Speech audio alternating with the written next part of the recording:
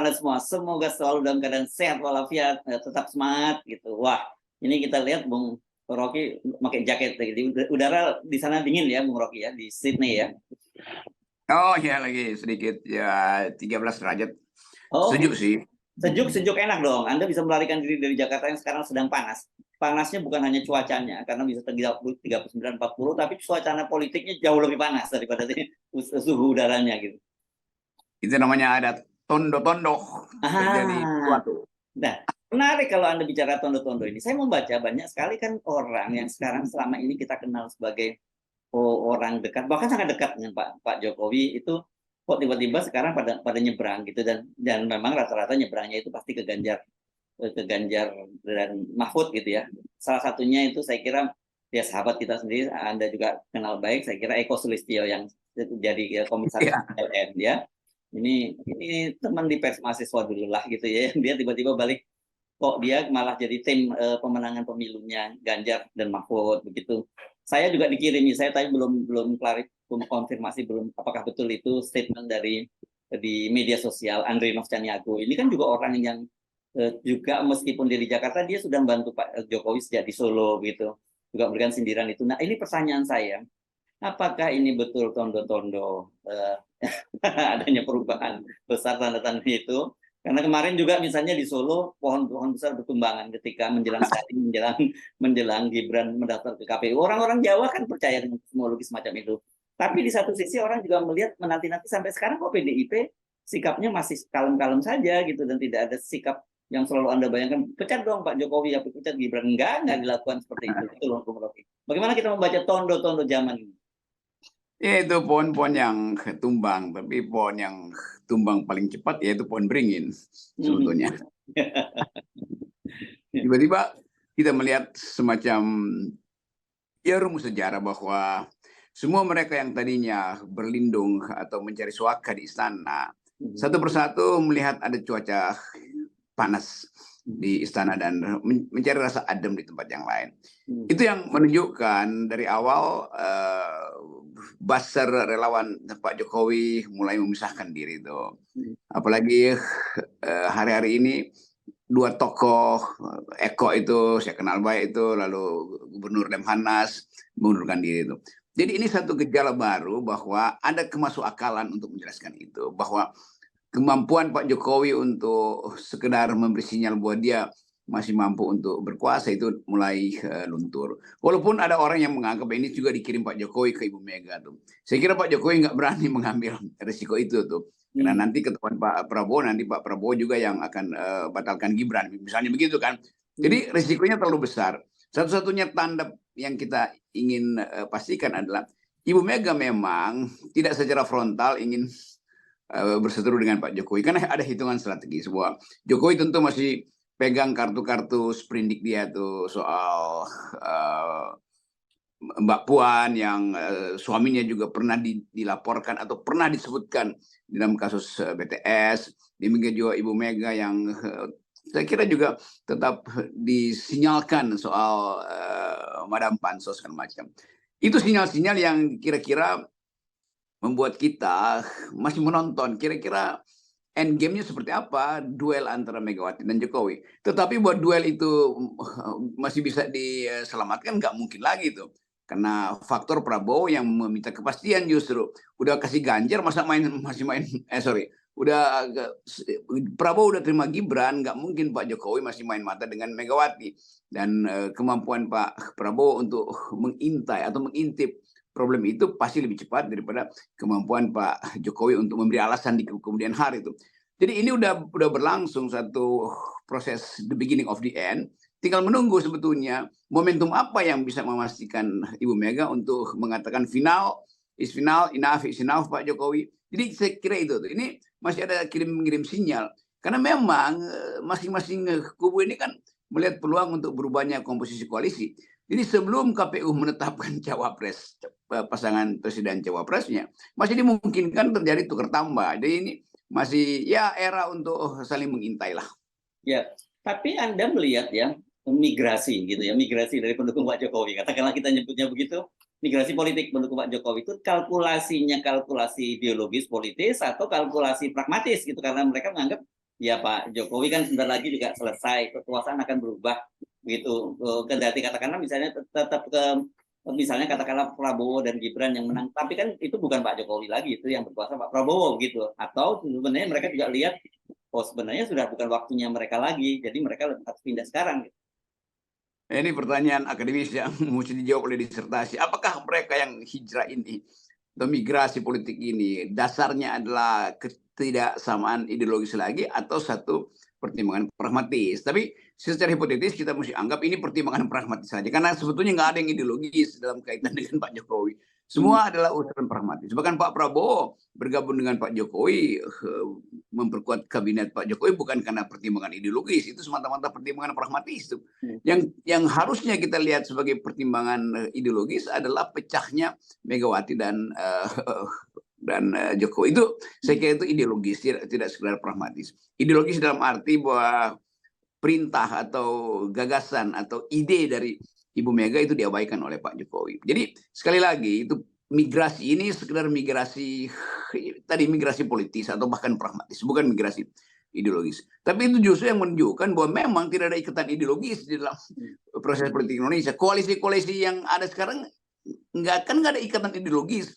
Koalisi Gerindra dasarnya pragmatis. Koalisi Anies dan Caimin juga dasarnya pragmatis. Demikian juga koalisi di PDIP sendiri itu. Jadi memang politik tidak diasuh oleh alasan yang ideologis. Kenapa begitu? Karena semuanya sekedar secara pragmatis ingin memenuhi kuota 20% yang kita tentang dari dulu. Jadi threshold itu membuat semua koalisi itu sifatnya pragmatis. Apalagi sekarang bagi pendukung Jokowi melihat bahwa grip Jokowi, genggaman Jokowi makin lama makin lemah. Maka satu-satu lebih baik melepaskan diri daripada terjungkal bersama dengan Jokowi di akhir masa jabatan Pak Jokowi yang sampai Oktober kan itu masih jauh sekali, itu lemdaknya masih panjang. Dan pada saat yang bersamaan ada krisis ekonomi, ada gerakan mahasiswa, ini semua tanda-tanda yang kira-kira mirip 98 tuh. Mulai ada semacam kata kusuk di dalam istana, lalu gerakan mahasiswa juga akhirnya memulihkan kembali energinya, lalu situasi ekonomi dunia mulai memberi sinyal bahwa Indonesia ada dalam jebakan hutang segala macam itu. Dan ini yang menunjukkan juga mungkin kenapa rupiah itu tetap tertekan dengan terhadap dolar yang sekarang masih 16.000 bertenggernya. Jadi semua ini dibaca oleh orang di sekitar Jokowi saatnya untuk melarikan diri. Kalau enggak sembunyi-sembunyi ya terang-terangan aja. Ya. Jadi saya kira mungkin lebih mudahnya, amannya itu ya kita nganggap ini migrasi politik secara pragmatis. Tapi konsekuensinya itu kan sangat serius, Bung Rocky, berarti dengan kepada Pak Jokowi begitu ya. Karena tadi Anda menyinggung indikator tahun 98. 98 juga fenomenanya kan kalau waktu itu kelihatan banget ya, memang karena Pak Harto terpilih untuk periode yang ke-7 dan kemudian hanya beberapa bulan kemudian orang-orang yang tadinya sangat loyal pada Pak Harto tiba-tiba justru malah memulai gerakan menjatuhkan Pak Harto. Dan ini kan juga kita udah mulai itu meskipun kita belum melihat itu pada level yang lebih strategis, dalam artian misalnya kalau kita ngomong let's say misalnya orang seperti Luhut tiba-tiba menyatakan tidak lagi Pak Jokowi gitu ya, misalnya itu jauh lebih serius gitu. Ya betul, karena mereka yang berkumpul karena alasan pragmatis tidak mungkin bertahan secara ideologis kan. Kan semua yang ada di sekitar Pak Jokowi pada waktu itu sebetulnya alasan pragmatis. Kalau alasan ideologis itu budayawan top Indonesia itu mestinya nggak tinggalin Pak Jokowi. Karena bagi para budayawan nggak ada istilah pragmatis. Sekali memihak maka dia harus mempertahankan, kendati yang dia pihaki itu berbuat salah, mesti diselamatkan dengan segala macam cara. Nah faktanya mereka yang jadi elit politik di bidang kebudayaan mulai bikin petisi anti Jokowi. Kan itu bukan tanda bahwa dia diikat dari awal secara ideologis. Demikian halnya dengan partai-partai itu. Mereka yang tadinya punya akses langsung pada Pak Jokowi merasa aksesnya nggak bisa bermanfaat lagi. Jadi satu persatu mulai meninggalkan posisi nyamannya di istana. Itu intinya. Untuk apa? Ya untuk cari selamat. Kalau memang pernah berbuat salah selama bergaul dengan Jokowi atau untuk mencari bandar baru, kan itu hanya itu intinya kan. Jadi semua pelarian politik ini atau eksodus politik dasarnya adalah sama sekali pragmatis, atau cari cukong baru atau betul-betul ingin cari aman di dalam rejim yang baru nanti itu. Hanya itu penjelasannya. Nggak ada satupun penjelasan ideologis untuk mengatakan mereka betul-betul berpihak pada kebenaran, berpihak pada kejujuran. Karena dari awal Jokowi memperlihatkan juga sikap pragmatis, memelihara relawan itu dengan amplop, bukan dengan gagasan. Ya, ya.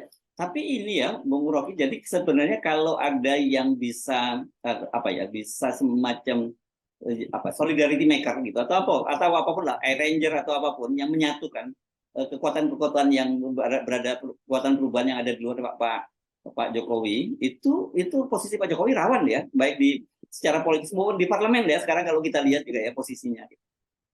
Saya kira sangat rawan dan PDIP paham itu. Gerindra juga paham itu. Gerindra bahkan saya kira cemas-cemas kalau andanya ada gerakan tadi yang seseorang mengambil inisiatif untuk memulai proses, sebut aja proses impeachment.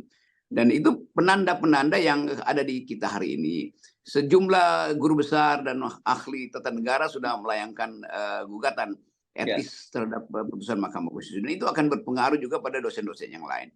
Jadi ada tanda yang sangat jelas bahwa dunia akademis yang berupaya untuk memperlihatkan kondisi asli dari kekuasaan yang arogan itu pasti akan diikuti oleh mahasiswa itu. Jadi ini satu paket untuk memulai satu tadi perubahan politik yang bahkan mesti kita bayangkan bahwa pemilu bisa berlangsung di luar sistem elektoral. Jadi Jokowi bukan tidak mungkin diimpeach walaupun sebetulnya dia udah berpihak pada Pak Prabowo, karena Gerindra juga tidak secara konsisten menyatakan diri sebagai partai yang akan bertanding dengan Ibu Mega. Karena Pak Prabowo bahkan masih bikin approach pada Ibu Mega untuk kira-kira ada persahabatan kecil. Jadi itu memungkinkan kita membayangkan bahwa sebelum secara resmi dinyatakan pasangan presidennya akan berlaga di 2024, semua hal masih bisa terjadi, termasuk tukar tambah, termasuk bongkar pasang koalisi, termasuk juga mengatur ulang capres dan cawapres yang sudah didaftarkan.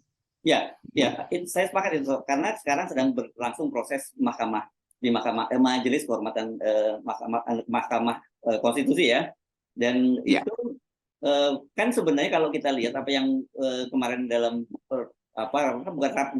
bukan sidang disebutnya oleh Jimli kemarin itu rapat perdana bertemu dengan para penggugat itu kan dia coba mengatur mana yang ada kaitannya dengan tahapan pemilu yang dalam hal ini tahapan pergantian cawapres yang digugat oleh Denny Indrayana ya. Kemudian kalau itu tidak sah kan, kalau kemudian ada konflik of interest itu kan otomatis batal pencapresan Gibran. Itu masih sangat mungkin meskipun orang skeptis. Tapi saya kok tidak melihat itu hal yang skeptis. Sangat mungkin terjadi perubahan-perubahan yang kita tidak bayangkan sebelumnya begitu.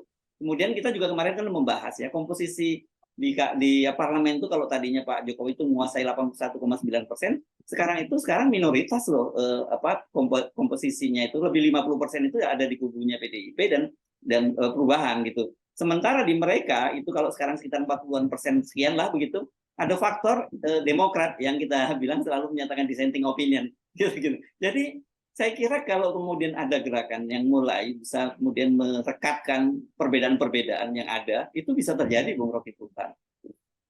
Itu persis itu. Jadi secara faktual, tadi saya terangkan, grip Jokowi, genggaman Jokowi terhadap parlemen sudah sangat berkurang tuh. Dan itu menunjukkan betapa dengan cepat melemahnya kekuatan Pak Jokowi dalam kalkulasi kuantitatif. Tapi ada kalkulasi lain yang sifatnya kualitatif, yaitu Pak Jimli Asidik. Gak mungkin Jimli mau mengambil resiko kalau dia tidak bisa mengeluarkan satu pendapat hukum yang akan memberi sanksi yang radikal atau sanksi yang betul-betul bermakna politis pada Ketua Mahkamah Konstitusi. Kan kalau cuma sekedar rapat-rapat dan menghasilkan ini ada pelanggaran etis maka sebaiknya ada sanksi, enggak.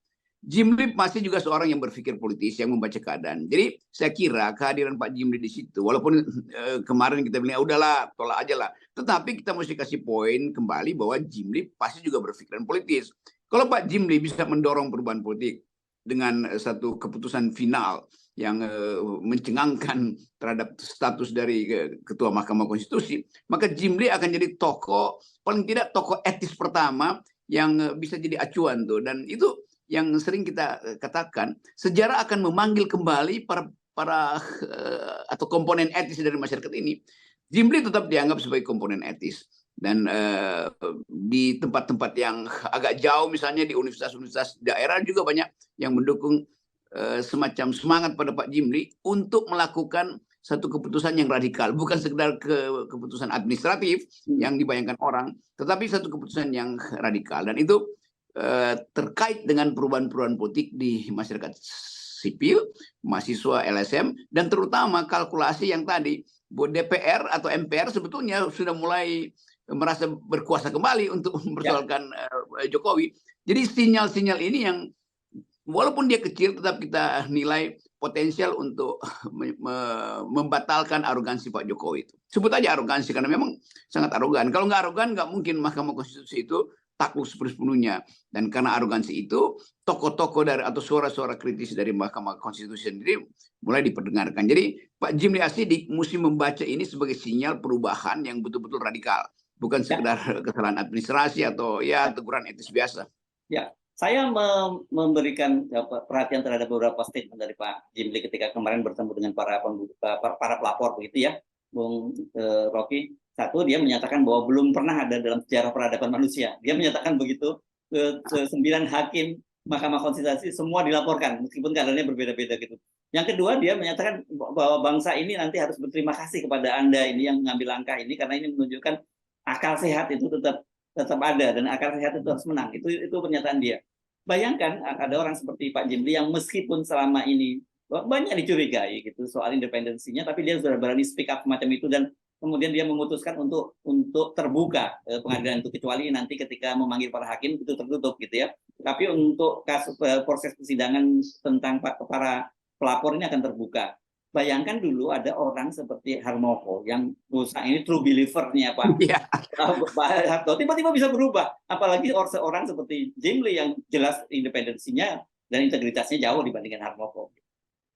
Iya, saya percaya Jimli akan mendengar suara-suara ini karena ini kan komunitas atau habitatnya Pak Jimli sendiri itu yang pakar-pakar tata negara yang nggak mungkin bisa disogok gitu. Ya. Ada orang semacam Ibu Susi, Profesor Susi dari Unpad, ada Ibu Bivitri dari Jentera, ada Pak Herlambang dari Erlangga, ada Ferry Amsari. Semua ini mereka yang total menganggap bahwa ada kesalahan konstitusi dan itu harus berakibat fatal, tuh harus punya konsekuensi fatal. Jadi Jimli Asidik orang yang akan kita panggil kembali untuk memimpin peradaban politik konstitusi, karena dia juga adalah pendiri Institut Peradaban sebetulnya. Jadi kita masih punya semacam tali kecil yang bisa mengikat kita sebagai masyarakat sipil untuk percaya bahwa masih bisa ditegakkan nilai-nilai demokrasi, pulihkan martabat Mahkamah Konstitusi, tapi hanya dengan satu harapan bahwa ada keputusan final. Misalnya Pak Jimli ajukan aja satu proses yang memungkinkan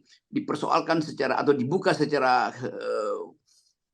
audit kriminal apa yang dilakukan sebetulnya oleh Ketua Mahkamah Konstitusi kan saksi-saksi masih ada di situ tuh. Saldi Isra bisa saya pakai istilah audit kriminal sebetulnya karena ini kriminal di dalam ketatanegaraan kita dan itu bisa berlanjut untuk mempersoalkan siapa yang menyuruh proses di Mahkamah Konstitusi itu berbulan-bulan masih ditahan, akhirnya juga diloloskan permintaan Pak Jokowi. Kita tuduh aja bahwa ini permintaan Pak Jokowi ke Mahkamah Konstitusi, kan mesti berani ucapkan itu. Kalau enggak ini sekedar basa-basi administrasi itu. Jadi kita mesti menganggap bahwa ada kemungkinan impeachment itu dimulai oleh pandangan kritis dari Pak Jimli tadi yang pasti di backup atau dibicarakan secara serius dengan Bivitri, dengan Herlambang, dengan Ferry Amsari, atau dengan Ibu Susi dari Unpad, atau bahkan dengan beberapa hakim yang ada di Mahkamah Konstitusi. Jadi satu kesempatan taktis sebetulnya untuk memulihkan kembali martabat Mahkamah Konstitusi yang memang diniatkan atau diminta dengan sangat oleh masyarakat sipil. Ya, oke. Jadi sebenarnya begini ya, dengan menyimak apa yang disampaikan oleh Profesor Saldi Isra dan juga Profesor Arief Hidayat dalam dissenting opinion tadi, sebenarnya kita tanpa mendahului prosesnya di Majelis Kehormatan Mahkamah Konstitusi, kita harusnya sudah tahu seperti apa keputusannya itu ya, Bung Rocky. Itu kan clear, itu informasi dari dalam gitu yang sudah terbuka, yang nggak perlu digali-gali lagi dari luar. Kalau yang pelapor ini kan hanya mempersoalkan dari sisi legal formalnya, tapi kalau itu kan hard evidence gitu ya, saya kira ya.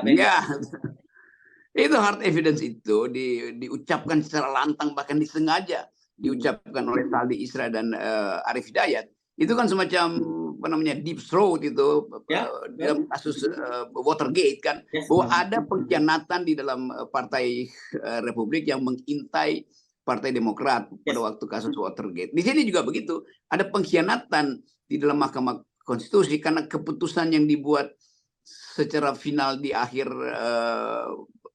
panjangnya proses ini tidak didasarkan pada etika internal Mahkamah Konstitusi. Karena itu dissenting opinion dari 2-3 hakim Mahkamah Konstitusi itu menunjukkan bahwa pengkhianatan itu adalah betul-betul hard evidence. Bukan ketidaksengajaan, tapi disengaja. Tinggal diperiksa, disengaja oleh apa, demi apa, dan atas perintah diam-diam siapa tuh.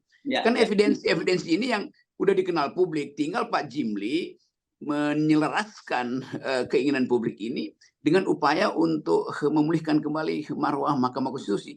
Jadi sekali lagi saya kira Pak Jimli sedang dikelilingi oleh satu situasi etis yang masih memungkinkan kita untuk melihat bahwa akan ada perbaikan di dalam mahkamah itu dan sekaligus perbaikan dalam sistem politik kita tuh. Tetapi sekali lagi orang tetap menduga dengan keras satu semacam estimasi bahwa Jimli akan melakukan tindakan radikal. Kalau enggak, reputasi Jimli juga hancur bersamaan kan.